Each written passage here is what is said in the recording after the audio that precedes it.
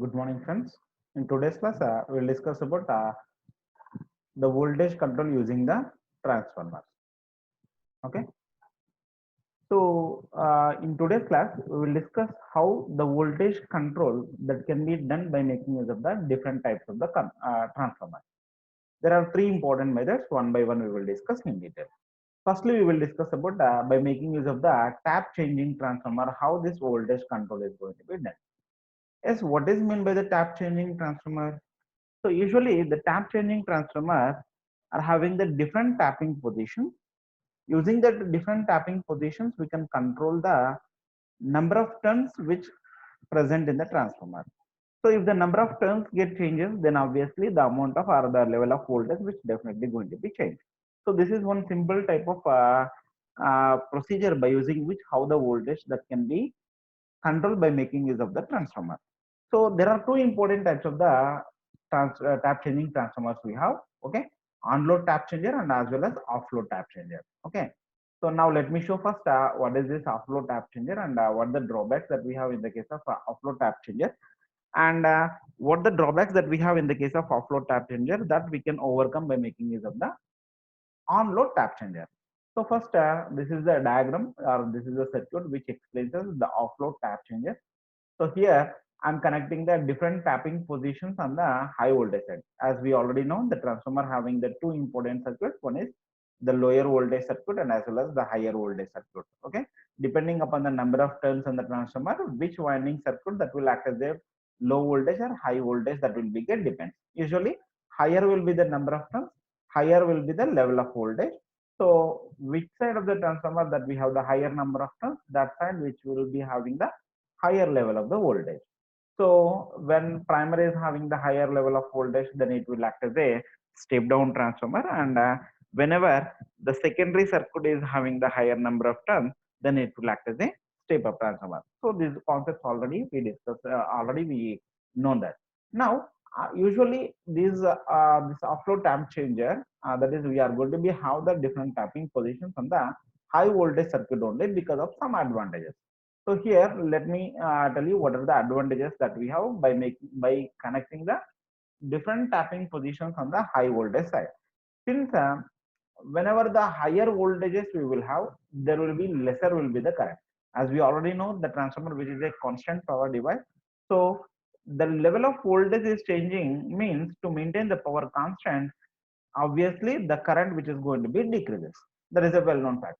So here, whenever we have the high voltage at the high voltage side, there is on the HV side, we are on the since we are having the higher voltages, there will be the lesser current, and due to which what will happen if you connect the tap changing positions, if you connect on the high voltage side, due to which it having the lesser number of leads or contacts. Okay, that is the first reason why we prefer the high voltage side to be connect the different tapping positions. Okay, and normally the high voltage winding is wound outer side of the LV winding. So it is very easy to bring out the tapping positions also. Okay, these are the two advantages mainly we have by having the tapping positions usually on the high voltage side. Okay, so simple. Here the operation is very simple.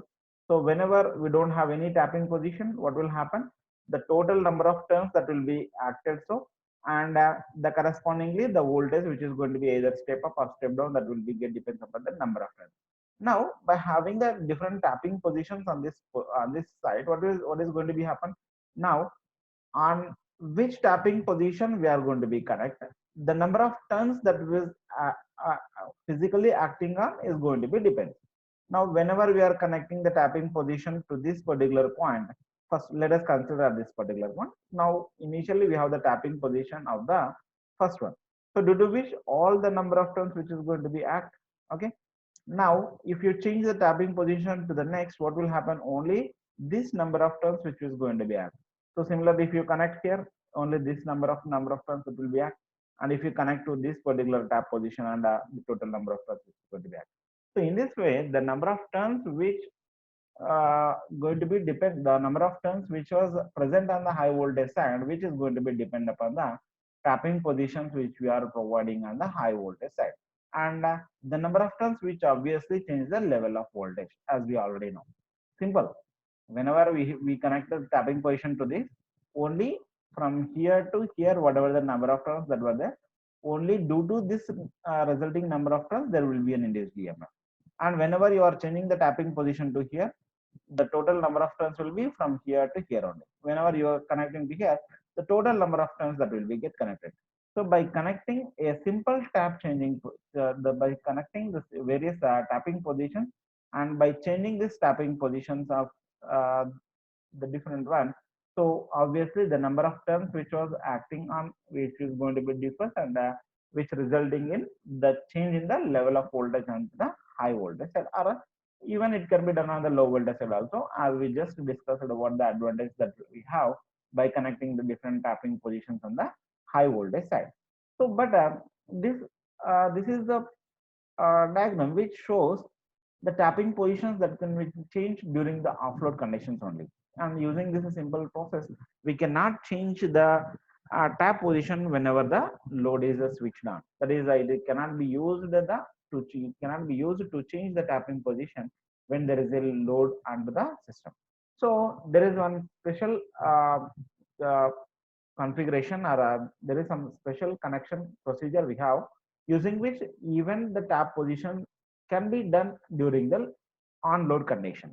Okay, why this cannot be, why this offload tap changer, and what the drawbacks that we have, why we are not supposed to use this offload tap changer during the load condition, that can be explained here.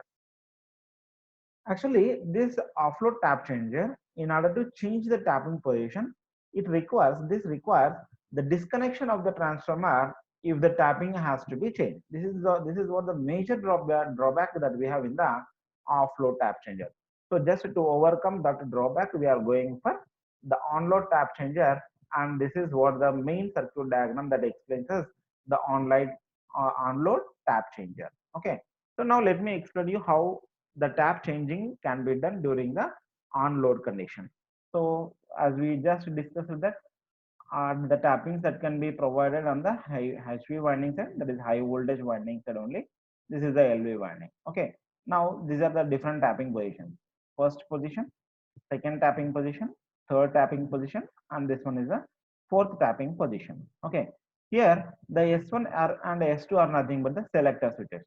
So these selector switches which helpful for us in selecting which tapping position on the both sides that to be connected. Suppose if this S1 is connected to here, then the total number of turns which are going to be connected are acting on the high voltage side.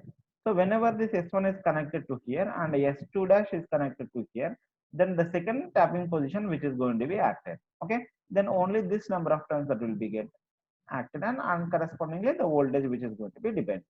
Similarly, this is the third tapping position. So in this, in order to connect to the third tapping position, S1 is to be in the third position, and similarly S2 also is to be connected.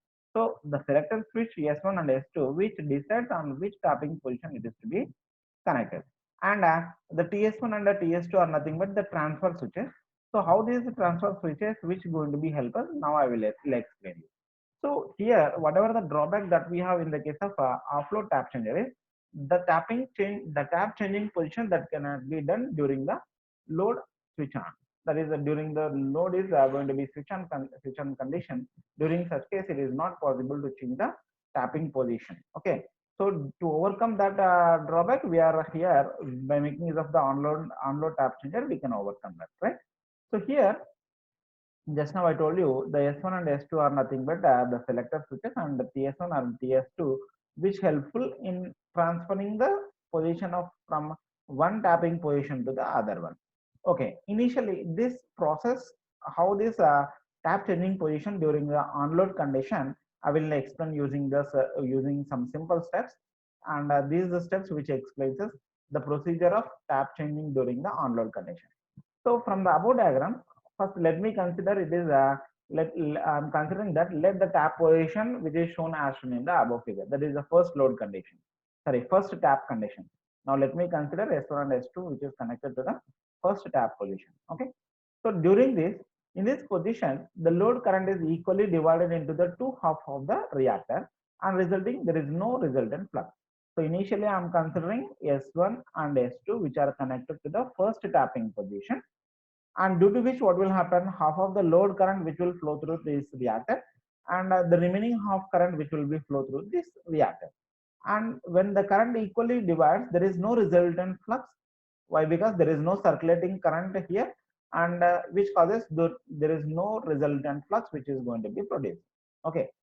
And now the tap, in order to change the position of the tapping position from the position 1 to position 2, first what I supposed to do is I need to change the tapping position of the switch 1, that is the TS1 position. I need to change the tap. TS1 is TS1 transfer switch is open, so that the total current which flows through the half of the reactor. So what we'll do now, first I will open the TS1 switch. I will just open this TS1 position. So now what will happen, since it is a open circuited, load current cannot be flow in this direction. So the total current that has to flow through this direction only. Now whenever there is no current which is flowing through this reactor, I will change the position of S1 from 1 to 2. Suppose if I wanted to connect the tap changing position to the second one. So simply, since there is no current which is flowing in this condition, whenever this switch on TS1 is in off condition, I will connect the S1 position to the second one. So next what I will do, I will change the total, that is the TS2 position next. Now then after that, that is the S1 is whenever connected to the second point, I will again close this switch. Now let me open the TS2. TS2, if it is open, the load current which is going to be carried by this one. So now I will connect the S2 position to the second tapping position. After that, that is a tapping position when changed from 1 to 2, again I will close the S2, that is TS2. Okay, this is how the process that I can make the changing of the tapping position given during the load conditions. Okay, now let me explain you the another method of controlling the voltage, that is the boosting transformer. Okay, in generally the boosting transformers are used in the power system network whenever it is necessary to increase to decrease the level of voltage at the intermediate point. So far, actually in the earlier class, what we have been discussed, by connecting the various reactive devices, that is either connecting in shunt or connecting in series, the reactors or the capacitors, the level of voltage that we can change. So usually this level of voltage control, which generally done at the foreign, that is either the customer end or at the, that is the load demand end, or else we are going to be connected the supplier end. But whenever it is necessary, or whenever it is need to change the voltage at the intermediate point of the power system network, then we making suppose we supposed to use the device which is called as a booster transformer. And using this booster transformer, how the level of voltage that can be done in the intermediate points of the power system network, that we will discuss now. So this is the diagram which explains us. There are the different types of the booster transformers we have. There are two to three types of different types of booster transformers we have. All are having the same function except a small difference. Now let me show one of the practical case of using this booster transformer, and using which how the voltage control that can be done. So here in this case, the booster transformer circuit which is connected to the regulating transformer only. That means the primary of this booster transformer which is connected to the regulating transformer, and using which only I am getting the supply voltage. Okay. Now this booster transformer other end which is connecting to the different tapping positions of the regulating transformer. Now the voltage control using this booster transformer is having very simple in process. Now just by connecting to the different tapping positions. Now let me consider the this is the reverser switch which is either to act the booster. Using this booster transformer, either we can inject the level of voltage into this circuit, or we can act to inject that power that voltage in the counter direction. That can be decided by using this reverser switch. So either to act in the aid with the aided, that is to buck the voltage or to boost the voltage, that will be depends upon this reverser switch. Now whenever this switch position which is connected to here, what will happen now? We are injecting some voltage to the to this regulating transformer, and resulting in which what will happen? The level of voltage at this regulating transformer which is going to be changed.